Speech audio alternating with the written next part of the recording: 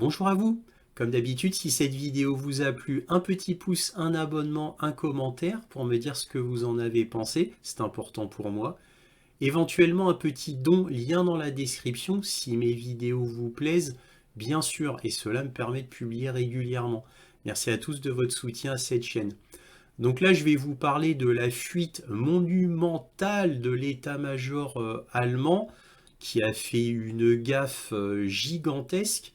Et là, tous les grands médias en parlent en ce moment, donc je me devais d'en parler et de vous expliquer ce qui s'est passé exactement et les conséquences, bien entendu. Donc là, ce qui s'est passé, c'est qu'au 19 février, eh bien, il y a eu un événement aéronautique à Singapour. Quatre hauts responsables allemands militaires se sont réunis lors d'une conférence secrète. Et parmi ces quatre, il y a le chef d'état-major allemand, carrément. Et donc ce qui s'est passé, c'est que lors de cette réunion, il y en a un qui était dans un hôtel à Singapour et qui s'est fait pirater sa connexion par les Russes. Alors vous allez me dire, tiens, c'est la deuxième fois que les Russes arrivent à pirater les Occidentaux, car la première fois, et de manière aussi retentissante, voire plus, vous aviez eu Liz Truss, donc qui était première ministre anglais, et elle s'était fait pirater son téléphone personnel, car à peine une minute après les explosions des Nord Stream, eh bien Liz Truss avait appelé Anthony Blinken en disant c'est fait. Et donc ce piratage audio avait été publié donc devant le monde entier par les Russes, et c'est comme ça qu'on a su que les Anglais étaient impliqués dans le sabotage des Nord Stream. Et bien entendu, ça a confirmé pour la milliardième fois le fait que l'Angleterre était purement une entité américaine, bien évidemment.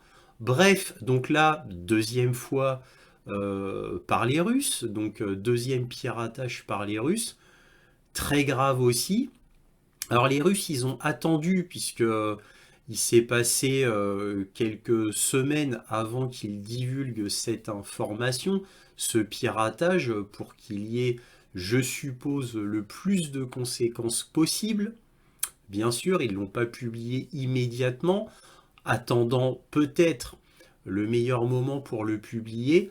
En tous les cas, ils ont attendu ce qu'a dit, ils ont attendu le fait que Macron fasse sa grosse bourde où il disait que peut-être il allait envoyer des troupes sur le sol ukrainien, et c'est à ce moment-là qu'on a cette divulgation. Donc évidemment, c'est extrêmement grave parce que donc il y a le chef d'état-major allemand, il y a trois autres hauts responsables allemands, et donc que se sont-ils dit? Eh bien, ils ont parlé d'une frappe éventuelle sur le pont de Kertch, c'est-à-dire le fameux pont de Crimée, par un missile Taurus. Et donc, ils demandent à l'état-major, il se demande, un des responsables se demande, mais comment on pourrait faire pour vraiment abattre le pont? Et dans la discussion, il y a un expert, il dit, on a vu que c'est comme un aérodrome, ce pont, tellement il est énorme, et qu'en fait, il faudrait 20 missiles Taurus pour l'abattre et non pas 10. Mais il y a pire, car cet enregistrement piraté de 38 minutes dévoile aussi les actions des forces britanniques en Ukraine. Donc là, c'est dit très clairement qu'il y a des forces britanniques en Ukraine. Donc c'était extrêmement gênant pour le gouvernement britannique qui est furieux, car le gouvernement britannique ne cache pas son immense colère de l'incompétence des Allemands qui se sont laissés pirater. Alors évidemment, à leur insu, mais ce qui prouve quand même leur incompétence. Donc encore une fois, je le répète, c'est extrêmement grave. Et dès que l'information a été divulguée par les Russes, Olaf Scholz donc, a fait une intervention publique pour dire que c'était absolument scandaleux, qu'il allait mener une enquête afin de savoir ce qui s'était vraiment passé, etc. Bon, évidemment, il ne pouvait pas dire moins, Olaf Scholz. Mais en tous les cas, ça dénote quand même un fossé entre l'état-major allemand et Olaf Scholz. Alors, avant de vous donner ma conclusion, on va regarder un extrait d'un reportage télé qui vous explique tout cela.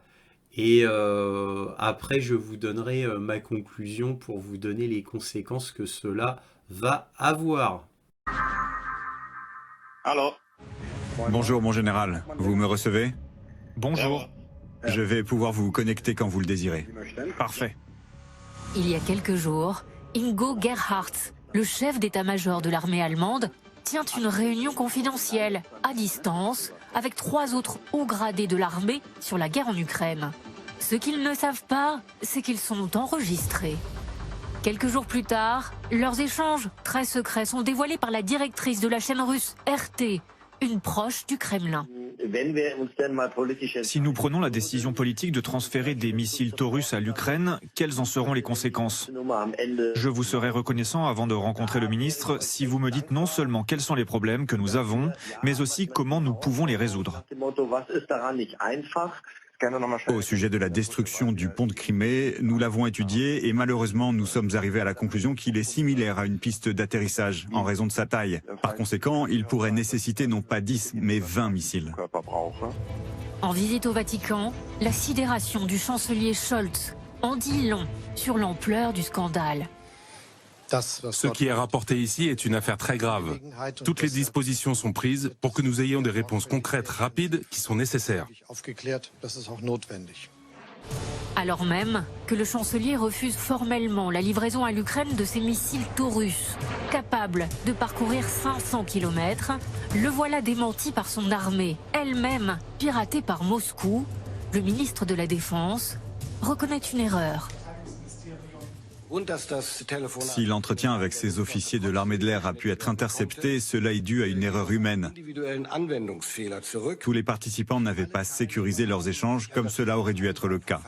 Alors là, on peut relever bien sûr l'énorme incompétence de l'armée allemande, surtout à ce niveau-là. On a quand même le chef d'état-major et 3 hauts responsables de l'armée de l'air.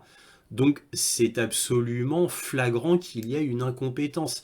Et là, le gouvernement britannique a raison d'être furieux de l'incompétence allemande. Bon, d'accord, mais cette incompétence, elle est générale en Occident. Alors j'exagère peut-être un peu en disant générale, mais en tout cas, elle est avérée côté américain, côté anglais et maintenant côté allemand. Donc nulle surprise, côté américain, j'ai fait 2 vidéos qui vous démontrent la médiocrité de l'armée américaine, avec quand même un chef d'état-major et un ministre de la Défense des armées qui a été inquisitionné au Congrès américain par des sénateurs américains. Je vous avais montré les vidéos. Je vous ai fait une vidéo aussi sur la médiocrité de l'armée britannique, qui alors l'armée britannique, on atteint vraiment les abysses, quoi. C'est une catastrophe au niveau de l'armée britannique. Et là, on vient d'apprendre que l'armée allemande n'y échappe pas. Alors c'est peut-être moins grave chez les Allemands que du côté américain et anglais. Mais bon, bah, on voit quand même le résultat. C'est, à mon avis, on peut extrapoler sur tout l'Occident. Puisque c'est l'armée américaine qui supervise en gros toute l'armée occidentale et qui donne les ordres. Donc je pense qu'on peut extrapoler sans caricaturer. Bref, donc énorme incompétence, certes, mais qu'est-ce qu'on peut voir aussi? On peut voir par contre l'énorme compétence des Russes. Les Russes sont très forts en renseignement.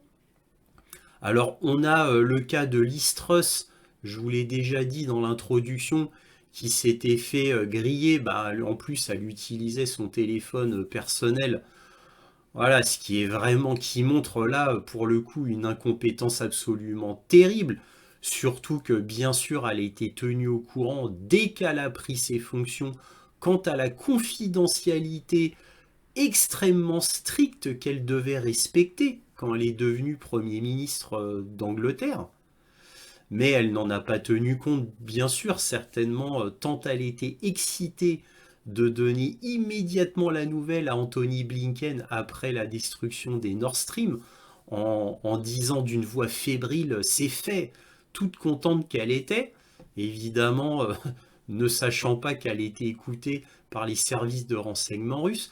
Et là on a la même chose avec les Allemands. Donc là ça prouve l'incompétence côté occidental et la grande compétence côté russe. Parce que là, les Russes avaient gardé ça sous le coude au 19 février. Ils nous laissent 38 minutes. Mais ont-ils d'autres choses sous le coude? C'est la grande question. Et à mon avis, là, l'Union européenne, les États-Unis, quoi, tout l'Occident, doivent être en panique en se disant, mais est-ce qu'ils ont encore autre chose? Et est-ce qu'ils vont le dévoiler plus tard? Mais qu'est-ce qu'ils ont bien pu avoir, etc. À mon avis, c'est la grosse panique. Et là, le coup de Liz Truss n'a pas servi de leçon à l'Occident, la preuve avec l'Allemagne, et c'est absolument terrible. C'est qu'en plus, l'Occident n'apprend pas de ses erreurs, et qui sont pourtant des erreurs absolument gigantesques.